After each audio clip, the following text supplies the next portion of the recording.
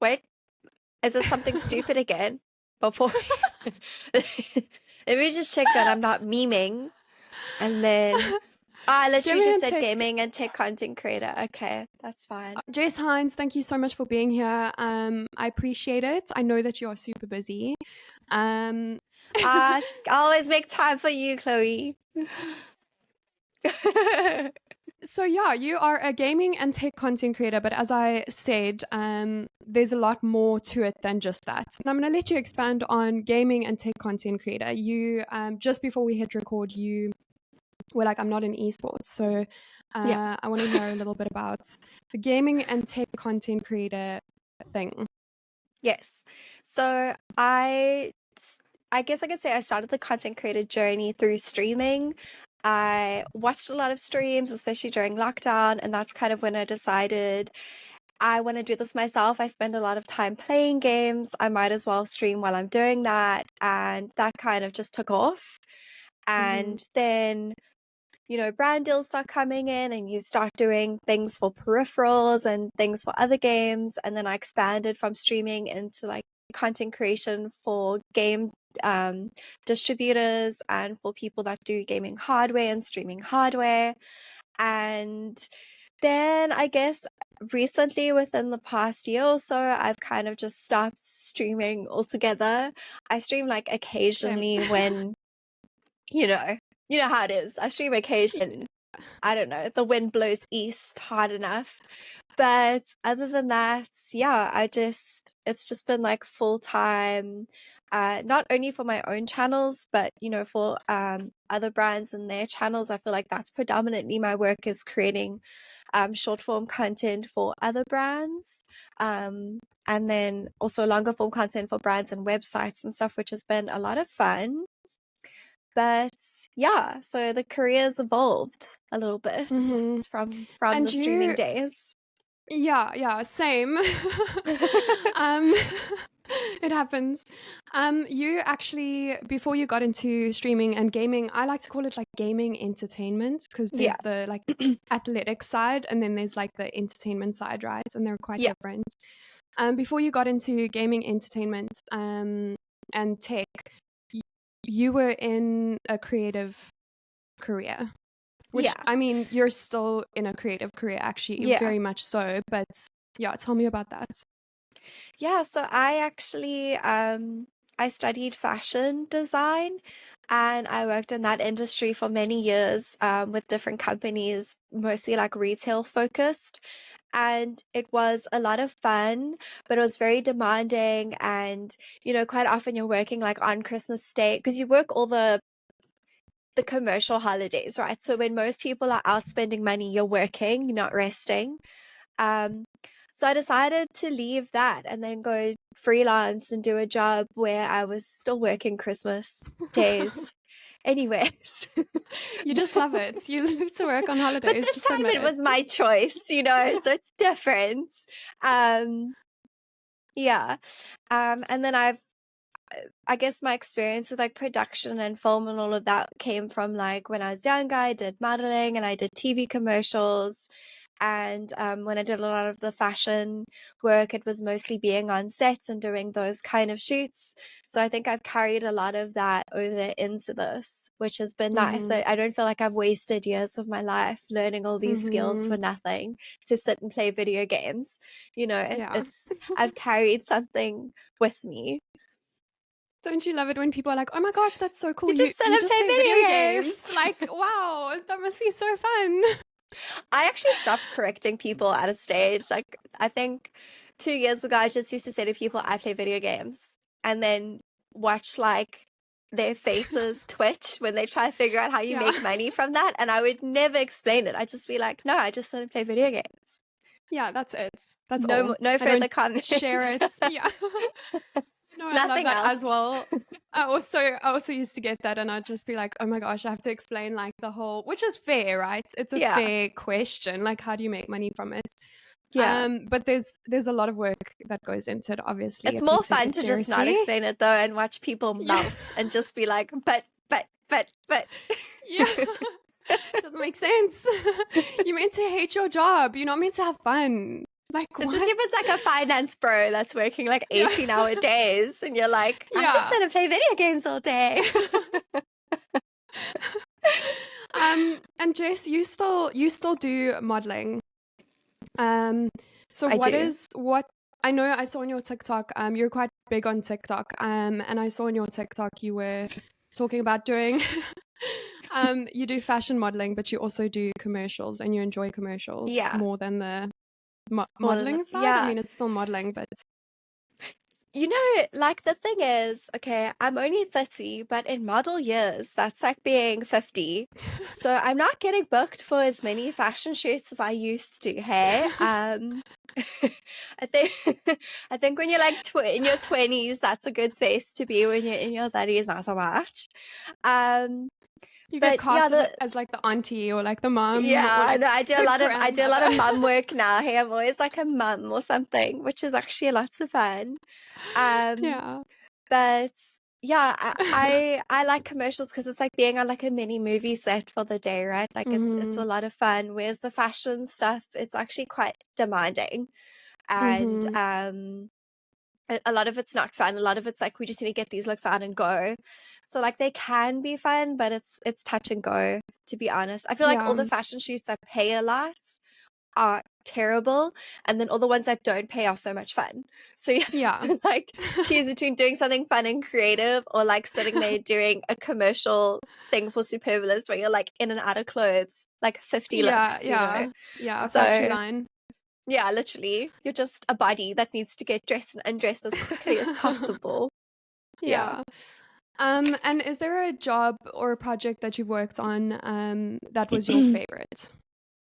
I did not send you In this question. That's fine. Surprise. Do you mean like in fashion or like in the Yeah, commercials? either Ooh. or. Ah. Um, there was one commercial I did for Schwarzkopf, which was cool because I was like the rebel, and we got to have like a police riot, and I got to be like in a fake police riot, but we got to like actually like climb on the riot shields and got pelted with water, and it's like it was an intensely physical day, but it was so I had like bumps and scraps and bruises from climbing over police officers. Um, and having a little riot, but it was so much fun because it was like a safe Cathartic. protest, essentially. But it was like, yeah, that was a lot of fun. That was a great day on set. And everyone Mhm. had like good energy and vibes because we got to like Mhm. get a little frustration out on the day, you know? Yeah, that was fun. That was probably the most fun shoot I've had. Okay. And what does your typical day look like? You do share on social media. I have so much like admiration for how well you like translate your life onto social media. Um Thanks. so I have an idea of what your I know it's dynamic, it's different every Yeah. day, but what does your typical day look like? Yeah. And just on that note, I must say I don't film the bad days, and there are bad days where like I promise you I maybe read a few emails, but that's about it because I just can't get anything done. There's always like sometimes I spend 5 hours a day just troubleshooting a camera Mhm. and troubleshooting gear I need to film, and I get nothing done that day. And that happens every now and then, and it's super frustrating because you're just like, I could have put out content today. Instead, all I did was sit and fix things. Mhm. Um, so those days do happen. I just don't film them because I'm so over it to begin with. Yeah, like Uh, yeah. Um, but yeah, obviously it's a balance between family and work, right? So a lot of my morning is family. It's getting our little one ready for school and to school on time. It's getting ourselves prepped and ready. Um, then our day obviously depends on like what deliverables we have for that week. You know, usually I've got my set clients and I know exactly how many videos I need to put out and I know what days I'm filming, and then I'm either like scripting or filming or editing or passing stuff on to an editor or whatever it is that needs to be done to get the videos done. And then usually at like 4:30 every day I clock off, and then it's family time again, and then I'm a mom, you know. And I've been quite strict with that. Like Mm-hmm. I don't answer emails, I don't answer work messages late unless it's an absolute emergency. Good And it thing I didn't usually message you at isn't. 10 p.m. the other night. This is chilled. It's more like when clients and stuff have urgent requests, because it's never, I'm like, guys, we're promoting video games. It's not urgent. Yeah. I promise you, like, Yeah. the world will still turn. Yeah. Um, if I don't answer this email at 10 o'clock at night, it's gonna be fine. Yeah. Um, and that's been like great for mental health as well. It's just being like, that sounds like a 9 a.m. problem. That doesn't sound like a 10 p.m. problem. Yeah. Yeah. And then actually just being there and being present when you're around family and having personal time and making some dinner together and just doing like human things. Mm-hmm. Yeah. Mm-hmm. Okay. Um, yeah, I think I'm not very good at that. Like, I Yeah. mean, I don't have a little baba. So I guess But it you makes a still need difference. balance. You still need that time off. Yeah, Yeah. yeah. Yeah, but I think like I'm just like anytime I think of Yeah. something, I'm just gonna act on that. So it Yeah, can I be like think 2 in the morning. it's really hard being content creators and setting those boundaries for ourselves, especially because like even if you're taking alone time, you might be scrolling through TikTok and then you see something and you're like, I should do a video on that, or so like you're always, and I even see it with Grant sometimes. We'll just be chilling at night and I'll be playing a video game and I'll be talking to him about it, and then he'll be firing off ideas and he's like, you should do a YouTube video on this and blah blah blah blah blah blah, and he fires and I'm like, no, it's 9 o'clock at night. I'm not gonna be planning a YouTube video now on this game. I'm Yeah, actually just gonna yeah, sit and enjoy the game for what it is. We yeah, can talk about this tomorrow. yeah, Um it's really hard to like switch off your brain and go, I'm just gonna relax, you know, yeah. when sometimes that relaxing is consuming something that is your work. Yeah, yeah, Yeah. exactly. It's also that a lot of people kind of like go to an office where that is their space that they work, and then if your work is predominantly at home, it's like your brain never sort of detaches yourself from that location, right? So it must be a Literally, bit yeah. harder to like let go of it. Yeah. Yeah. Speaking of Grant, Um, okay, so we spoke about the fact that there might be people in the content creator scene or consumers of South African gaming content that think that your success can be attributed to the fact that you're married to a prominent South African gaming content creator, gaming and tech content creator. Yeah. Um, what are your I have my thoughts, obviously, because I know you and Grant. But what are your thoughts on that?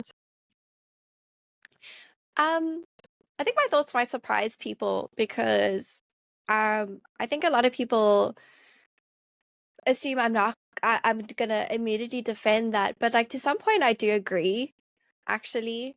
Um, I think it'd be very naive for me to not acknowledge the fact that my streaming journey and the beginning of my career was made very easy because, he did put me forward for work.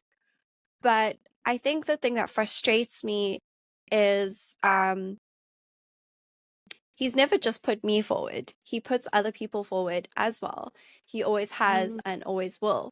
I mean, even yesterday I found out about a campaign that he put people forward for. He didn't put me forward for. We'll talk about that later with him. But, he's one of those people that wants to help everyone all the time. And I think what frustrated me was that I get this like reckoning of criticism when I'm on campaigns, because it's like, oh, she got the work because Grant put her forward, whereas like the other people working on the campaign also got there the exact same way, mhm, but the same criticism isn't given to them. um and like when I started this journey, I even said to Grant, like it doesn't matter what I do, everyone's always gonna like attribute anything I do to you. And Mm-hmm. I think even though we were both like prepared for that happening, I think there's just been ways that it's happened that really even surprised me. Um, Mm-hmm. like not so much within the gaming and streaming community, like people, the comments and stuff I've seen, I'm just like, yeah, okay, I expected it there. But like some of the wild examples, if I could just like think of them, like the first time I was on TV, um, like talking about something gaming related, my strap, like when they say your profession was Grant Hinds's girlfriend. And I was like, he's not even here. So like I'm not even talking about him.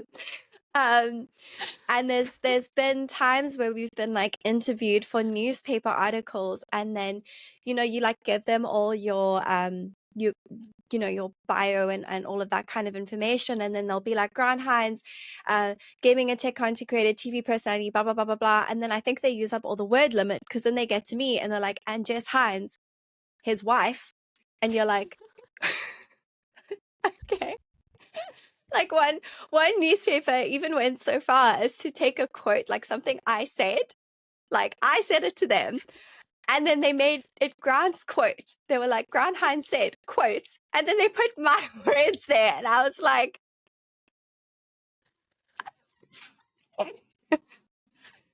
no.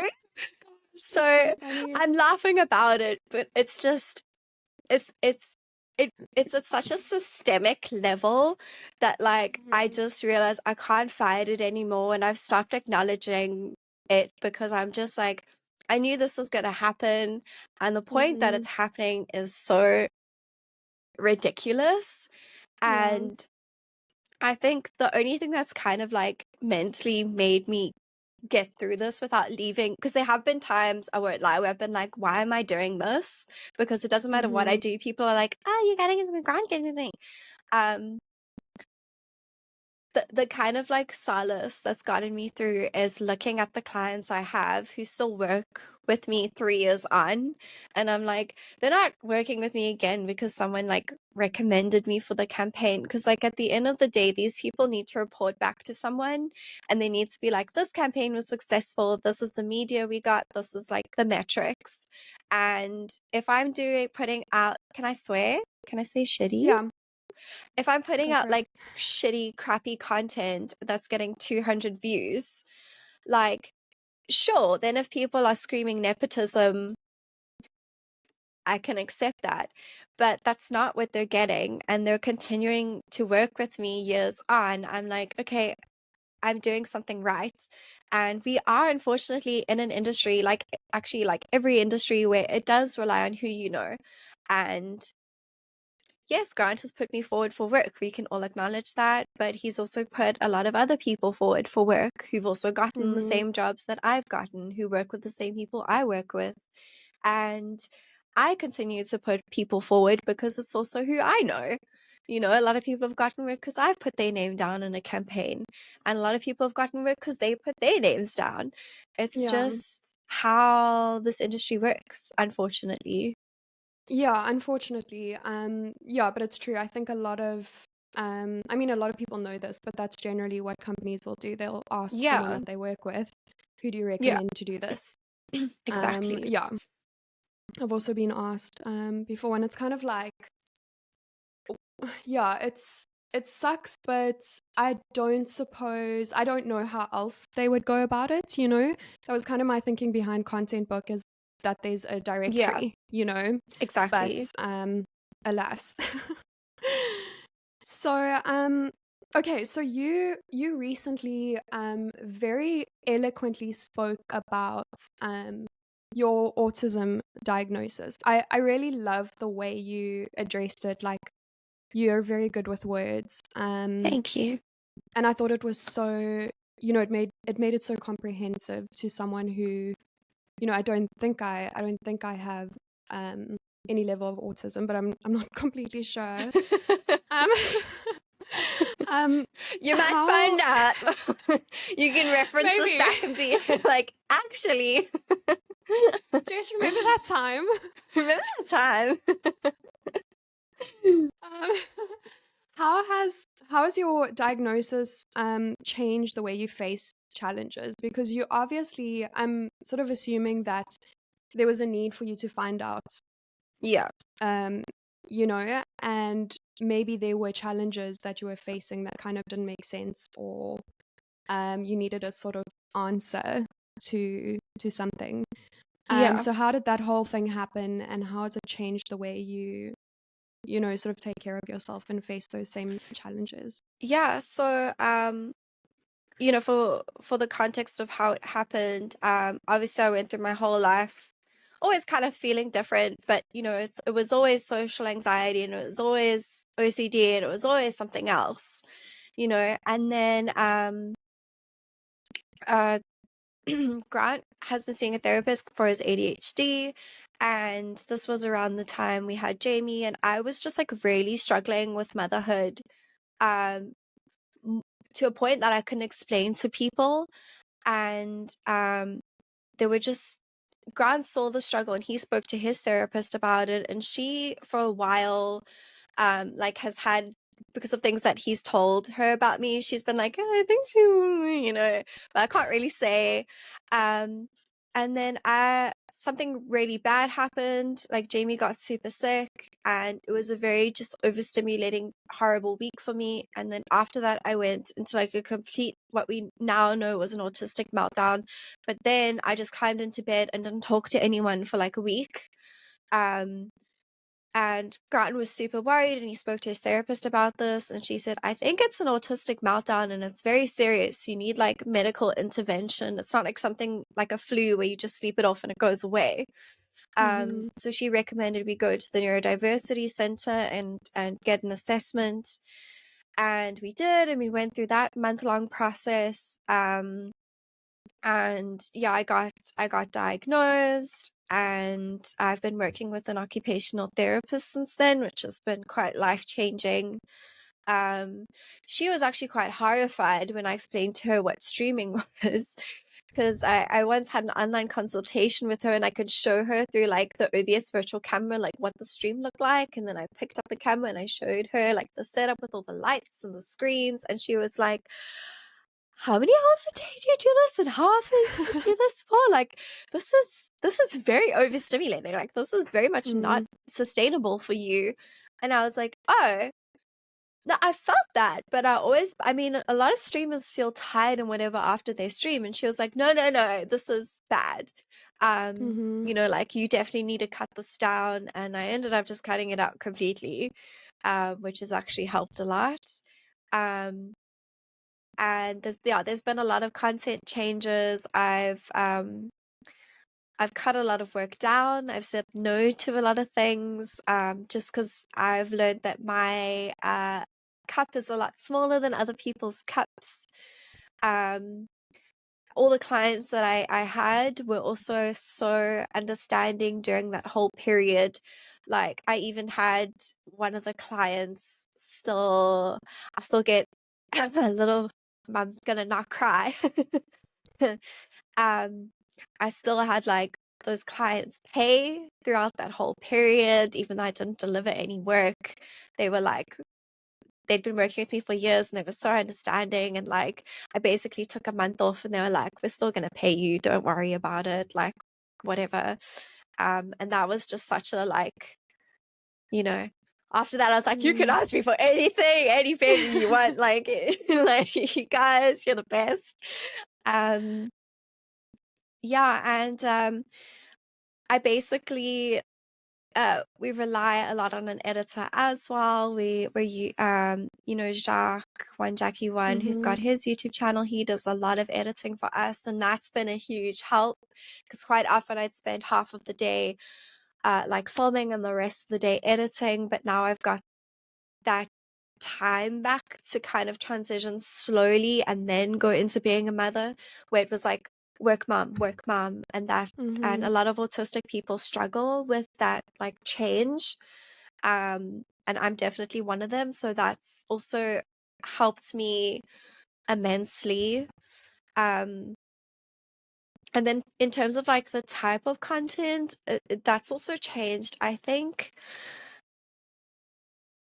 I don't really know how to verbalize this yet, but I feel like a lot of times when we create content, we kind of recreate a little bit, right? Like we'll be like, oh, I'm gonna do an unboxing.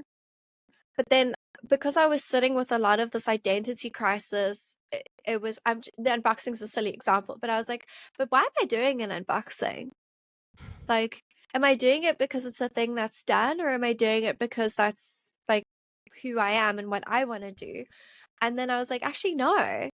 So like why am I making this type of content? And then I was also struggling with keeping up with all the social media platforms. You know how it is. It's like you need to Mm-hmm. post a video here and then a reel here and then a YouTube video and then a short and then a story. And I was like, I actually can't keep up with all these social media platforms wanting us to post on them every bloody 5 minutes a day. So I was like, actually, I'm not going to do that either. And I'm not going to like post the same content across because I don't feel like it's who I am. So I made all these like little changes and I'm still making changes and I'm still figuring out if they're working or not because it's all relatively recent. I've only been making these changes over the past year or so.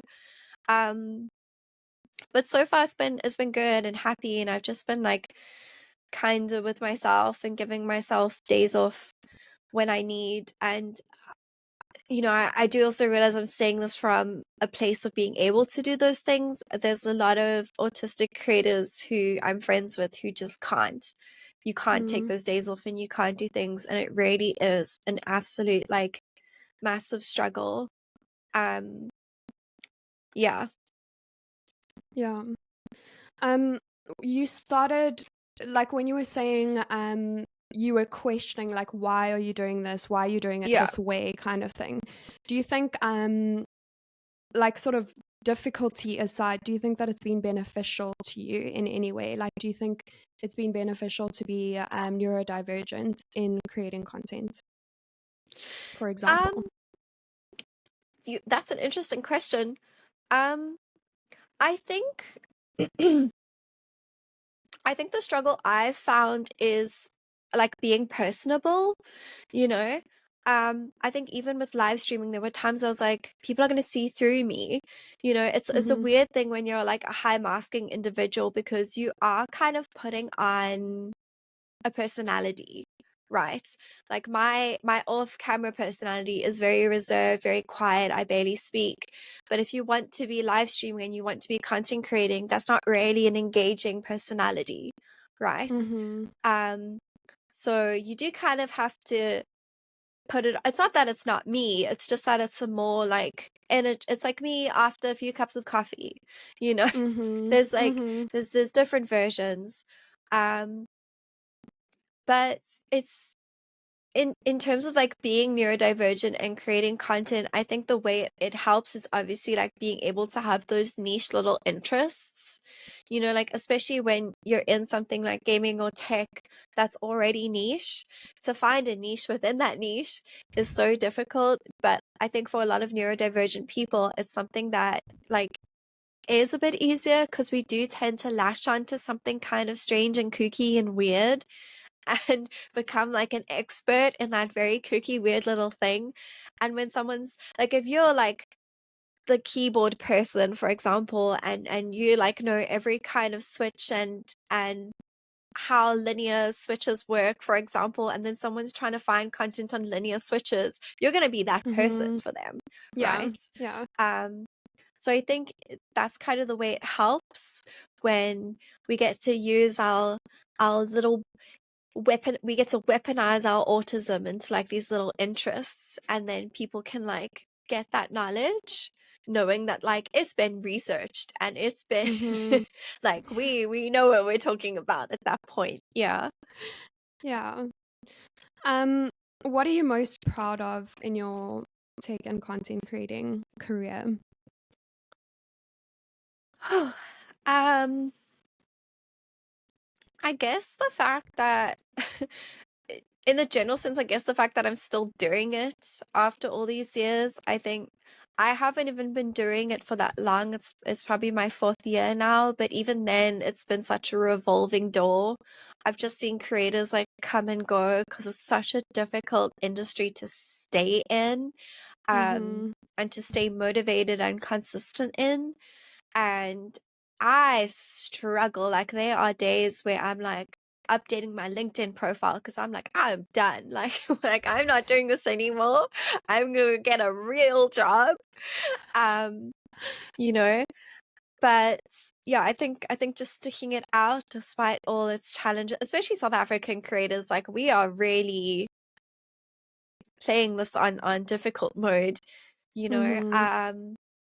I think just sticking it out has been great, and there's certain partnerships that I'm just so proud um to have, and people that I'm so proud to be working with, and I'm so grateful that they continue to work with me over all these years. I genuinely am. Yeah. I feel like I'm And we ending kind of everything off I say with and yeah. the South African way. And yeah. End of sentence. Oh my gosh, yeah, you know when you're editing your stuff and you're like, why do I say So, so much? um, So like why do I start a so, question so you know? I was about to do it again. Look at me go. We kind of touched on this, I think, but maybe there's something else that you wish people knew about you. I think that I am actually relatively smart. Um, there's this phenomenon that I like to call cameras on, brain off, that happens to like us streamers, where the second we're streaming and we've got the lights and the screens and the camera and the microphone and everything going, and we're managing OBS and chat and all of these things, our brains just switch off. And it's very hard Mm-hmm. to come across as not being ditzy. It really Mm-hmm. is. Like I even remember my last stream, I couldn't remember the word for bookshelf. And I kept describing, I was like, it's a cupboard where you put your books, man. And I was so irritated that no one knew what I was talking about. And everyone's like, do you mean a bookshelf, you dumb idiot? And I was like, I promise I'm intelligent. I just couldn't think of the word. Yeah. There's just been so many of those moments on stream, and they're obviously like funny and it's great. But I'm always Mm-hmm. like, people must think I'm such an idiot because there's just hours and hours of footage of me fumbling. Whereas, like, I promise if you talk to me IRL where there's less cameras in my Pressure. face, like, I Yeah. promise you can have a really intelligent conversation with me. You know, like, um, I also um I also thought like people might think I'm kind of dumb, you know, yeah. because of things like that, because of Odin's hammer, you know? Yes. Yeah. Maybe It your always just like feels, when you're knowledge streaming, factory it is often feels like you're on stage with your pants down and you're trying yeah. to like juggle, and like you're gonna fumble. So like just you're Yeah. gonna fumble. Don't judge us too harshly. Yes, Like, exactly. Exactly. Okay, so I think this is a an interesting question, if I may say so myself. okay. Um how do you how do you see yourself? If you were someone else, how would you describe Mhm. Jess? Um, I think it's interesting because a lot of feedback I've gotten from people who I'm now friends with, thank goodness. But before they were friends with me, I think a lot of people thought I was extremely like unfriendly and unapproachable and judgmental, which is fine. I understand why I give off that vibe, and I do have a bit of that resting face. Um, but I promise I'm very friendly and nice. Um, but yeah, in terms of how I see myself, um, I feel like over the past year, I'm actually still like reassessing that, Mm, and still trying to figure out who that is. I feel like I've had such a like break in identity, and everything that I've known about myself, I'm having to like relearn through this whole new like autistic lens. Um, it's even strange, like sometimes you'll look back on a memory and the memory has changed and the memory is different because you're like, that was autism. That was it. You know? Um, So like I feel like maybe I'll be able to answer that question in the future, but for now I'm actually just still trying to figure out what that is, and I feel like that's okay to Yeah. not know who I am right now. Um I feel like if you had to ask someone that knows me that question, they'd be able to answer it really succinctly and really well. Um and it's strange that I'm struggling with that, but like probably my husband and my best friends would be able to be like, yeah, I can Mhm. tell you. Yeah. Yeah. Okay. I like that though. Um, okay, if you could go back 5 years and tell yourself something about your present, what would you be most surprised about? Go get an autism diagnosis immediately. Run. No. Um no, I think I would tell myself to just kind of trust the process a little bit. I Mhm. feel like I'm someone who always like over analyzes a situation before I do it. Like I was even the most ridiculous person. Grant still talks about it, but like before I started streaming, I had a big ass notebook because I would watch streams and then I'd take notes and if I left a stream, I'd be like I'd note down like why I left their stream and then I'd be like when I stream, I'm not going to do that thing, and I had this like this overly analyzed kind of process about it, and then the hardest part was just starting to stream with Mhm. all of these things, and then fast forward to now and I'm not even streaming anymore. It's not even something that I like care about doing, and I made such a like big deal about, and I'm glad I started because it obviously got me on this journey, but I made Mhm. such a thing of like how do I become like such an epic streamer to now just being like eh, I don't actually feel like doing that anymore, you know? Yeah. So I think if I could go back, I'd just tell myself, listen, focus about like what you like about this career and not the career itself, and focus on those things and upskilling those parts about it. Like Mhm. focus on learning to edit and learning the technical aspects of camera work. Don't write in your little notebook stream notes about how to make an epic stream. Do you know what I mean? Yeah. Okay. Okay. And then what about gaming? What do you think gaming has taught you? Uh um do you know what's been so great actually is recently I went to Playtopia, which is this indie gaming arts festival, and I think that festival was what reminded me what I love about gaming. I think being in the content creation and streaming scene, you get sucked into a lot of the professional side, a lot of the esports side and competitive gaming. Mhm. And as much as that's for some people, it's really not for me. That's not what I enjoy about games. Um, I enjoy entering this little world and this little thing that makes you just kind of forget about your problems and have fun with something for like a Mhm. few minutes of your day, and like going to the festival and getting to experience these really like fun little projects that people have worked on, a lot of them like so crazy and out of the box because it's just about having fun. um I was like, oh yeah, I remember this feeling. I remember when games were fun and I would play them because I'd be like, wow, I really want to enjoy this, not because it's like I need to rank up or because I need to play something on stream or whatever it is. And I think this is also a trap that a lot of people in the space get into, is they'll we've all watched that streamer who clearly doesn't want to be there. They're not Mm. enjoying the game, but they're just sitting pushing through it because they're like, oh, it's popular and it's gonna get me views, when it's like you just need to play something you enjoy, honey, because it's kind of the Yeah, point of games is to have fun. Um, exactly. and I feel Mm. like once you're playing a game and you're just frustrated or you're not enjoying it anymore, it's like unless you're like an esports athlete and you kind of just need to push through because this is making you Mhm. money, like just remember games are fun and you can play them Yeah, on easy levels even, you know? It's I always do. crazy. I It's always. crazy. I'm like, I don't care. And you also don't need to finish them.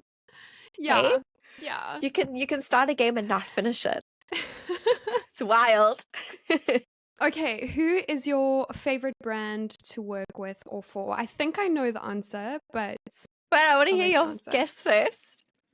Um, is it Elgato? I do love working with Elgato. This is genuinely a tie, and I'll tell you why. Okay. Um, so Elgato is the one brand that I love working with. And the reason for that is because I actually do use the products every single day, Mm-hmm. and they've made it very easy. Like I've used products that aren't Elgato, and I'm like, they're so hard to use. Mm-hmm. Like I'm used to Elgato things where it's plug and play, and the minute I've used something else we have to figure it out, I'm like, I throw my hands up in the air and I'm like, I don't want I don't want to do this anymore. Um, so it's been really nice, like working with people where you actually like understand the ethos behind like what you're doing, Mm-hmm.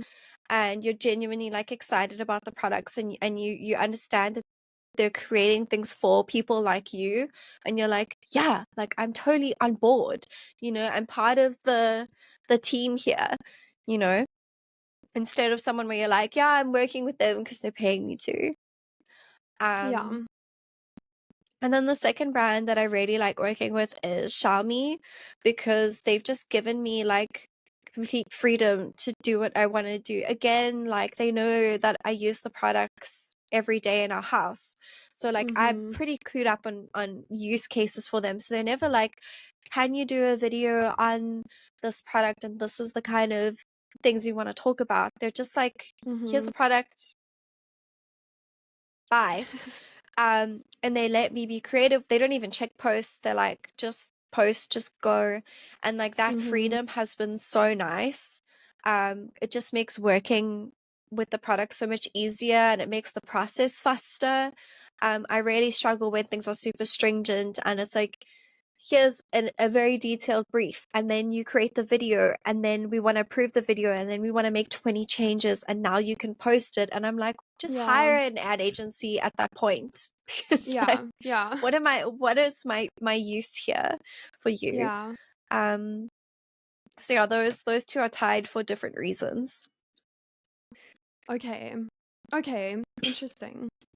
Listen, my thinking about like lighting, Elgato stuff, your lighting looks so good.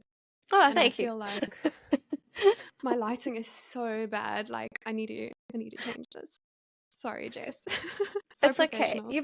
You've also like just moved. Yeah, So you also need to be a bit gentle with yourself, because it's going to take you a while to like get things back. It's like you I started know. from scratch, so you need to just Yeah, get there yeah. still. I know, true, but it's like it's lighting. Like I should know. I should know better. Not to have like backlighting and a stronger. I took the gel off this light as well, so now it's like giving me these harsh shadows. Anyway, so the last thing I wanted to do is 30 seconds to list as many certain category things as possible. Oh, I'm gonna sweat now. So, Okay. This is gonna be a camera on brain off moment. I just know I'm gonna prove my points. I'm gonna prove my points. okay, so the first one, let me get my time out quickly first. I keep like delaying it and getting nervous. Okay. Okay, animals that can swim. Okay, go. Okay. A platypus, a duck, a shark, a clownfish, a sea turtle, a guppy, a flounder, a whale, uh, a horse, a dog, um, uh, a seahorse, otter, a polar bear, a penguin. Yes. Okay. I don't want anyone coming to me for the horse. Horses can't swim. Okay, I've been there. They can swim. Not for long, but it's possible. Okay. The fact that you named a horse before you named a seahorse.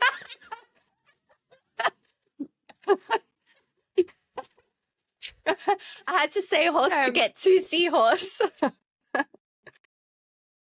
Okay, brilliant. I think that was that 12 or was it I don't know. 17? I feel like I I think was it was also cheating because I was like a clownfish, a flounder. I was like, let me just yeah. name 25 types of fish. Is there another one? Okay. Yeah, there are two more. Oh gosh. Oh Lord. Okay. Asian countries. Okay, go. No, Chloe. The other day I thought what's it was in New York. What is it? Montreal. I thought Montreal was in New York. Everyone knows I can't do geography. Easy mistake. Easy mistake. Okay, you ready? No. Okay. Shit. Okay, go. Okay, go. India, Singapore, Taiwan, Thailand, Japan. Did I say Indonesia? No.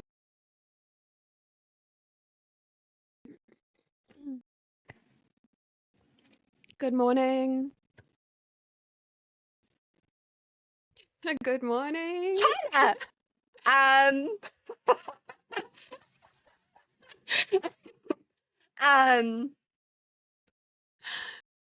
I said Singapore, right? Yes. Okay. I think is time up. Did it I'm just sure not go it is. off? That's not bad. That's not bad. 7. That's really not bad. Well done. Just to clarify, she could have asked any consonants. I would have gotten 4 tops. Like, it's bad. It's bad. Okay. Last one. Things that you can do with a basketball. Okay. Dribble, bounce, dodgeball, blow it up, uh, hit someone in the face with it, sit on it, balance standing on it. You can use it as an exercise ball. You can display it as home decor if you're like a frat boy. You can like put it on a wall somewhere. You can get it signed by a famous person. Yes. Okay.